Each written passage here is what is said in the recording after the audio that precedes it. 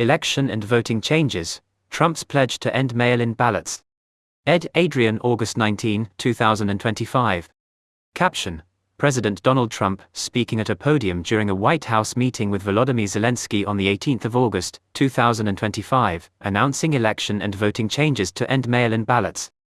Title: Trump announces election changes 2025 with Zelensky. The landscape of U.S. elections is stirring with debate as President Donald Trump has pledged to introduce an executive order to end mail-in ballots, a move announced on the 18th of August, 2025, shared via Truth Social and reiterated during a White House meeting with Ukrainian President Volodymyr Zelensky. This bold promise aims to reshape how Americans cast their votes ahead of the 2026 midterms. With legal experts raising eyebrows and voters buzzing on X, this development has sparked a mix of excitement and concern. In this friendly and informative analysis, we'll explore Trump's proposal, its potential impact, and what it means for the future of voting. Whether you're a political junkie, or just curious about the change, let's dive into this evolving story together. Trump's long-standing skepticism about mail-in voting has resurfaced, promising a significant shift if implemented. Let's break it down with a thoughtful look at the details and reactions. Background and Trump's proposal. The announcement marks a new chapter in election and voting changes discussions. The executive order announcement. On the 18th of August, 2025, Trump took to Truth Social to declare his intent to lead a movement to get rid of mail-in ballots and target voting machines, favoring accurate and sophisticated watermark paper instead. He followed up during his meeting with Zelensky, stating that the best lawyers in the country are drafting an executive order to end mail-in ballots, calling them corrupt and claiming they undermine honest elections. This pledge echoes his past criticisms, notably after the 2020 election, where he alleged widespread fraud, claims debunked by multiple audits and investigations. The proposal targets a voting method used by over 30% of voters in 2024, per the U.S. Election Assistance Commission, including military families and those unable to vote in person. A real-world example is California, where mail-in voting surged during the pandemic, helping millions cast ballots. On X, reactions range from support for election integrity to warnings of voter suppression, with some citing Putin's alleged agreement with Trump as a curious twist. An actionable tip: follow www.whitehouse.gov for any official updates on the order. Staying informed keeps you in the loop. Legal and historical context. Trump's plan hinges on his assertion that states are merely an agent for the federal government in tabulating votes, suggesting presidential authority to dictate election rules.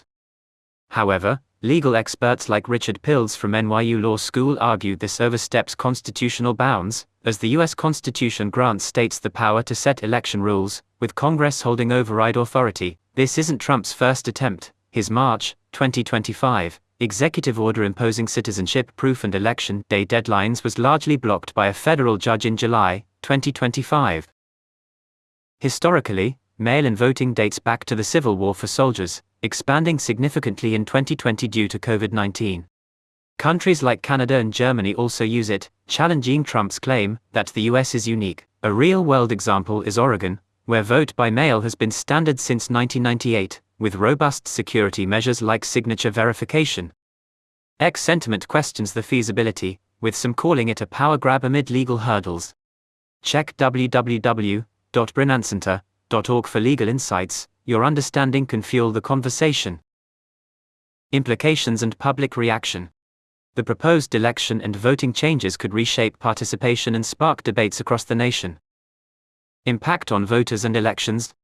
If enacted, the end of mail-in ballots could affect millions, particularly vulnerable groups like the elderly, disabled, and overseas voters. In 2024, about 46.8 million votes were cast by mail, a drop from 2020's 43%, but still significant. States like Washington and Oregon, where mail voting is universal, might face logistical chaos, potentially disenfranchising rural voters who rely on it. The shift to watermark paper ballots, as Trump suggests, could slow counts and raise costs. Despite his claims of efficiency, election officials note hand counting as less accurate and time-consuming. The establishment narrative frames this as a push for honesty, but critics, including the ACL, use Sophia Lynn Lakin, warn of barriers for historically excluded communities. A real-world example is a veteran in Texas, John Miller, who depends on mail voting due to mobility issues. He's worried about losing his voice. On X, there's a split. Some cheer the move as a fraud fix, others see it as a democratic disadvantage play. An actionable tip: support voter access groups via www.aclu.org. Your contribution can make a difference. Public and political sentiment. Reactions are polarized, with X buzzing with opinions. Supporters argue it aligns with Trump's America First stance, citing Putin's supposed endorsement as validation, while detractors call it unconstitutional overreach, noting Trump's own 2024 mail-in vote. Democrats, like DNC's Marcus Robinson, label it a legally baseless attack on voting rights, while some Republicans, including Sen. Mitch McConnell, criticized a similar March order as state overstep. The establishment pushes a security angle, but evidence of widespread mail fraud remains scant, per AP analyses. A real-world example is Pennsylvania, where mail ballots faced delays in 2020, fueling misinformation, yet audits found no issues. Trending on X, hashtags like election integrity clash with voting rights, reflecting a divided public. The 2026 midterms, a key test for Trump's party, could hinge on this debate. Stay updated with www.npr.org for sentiment shifts. Share your take on X with election changes 2026 to join the discussion. Looking ahead, what's next? The future of election and voting changes remains uncertain, with opportunities for engagement. Legal challenges and policy outlook. Legal battles are likely, given the March 2025 orders court block.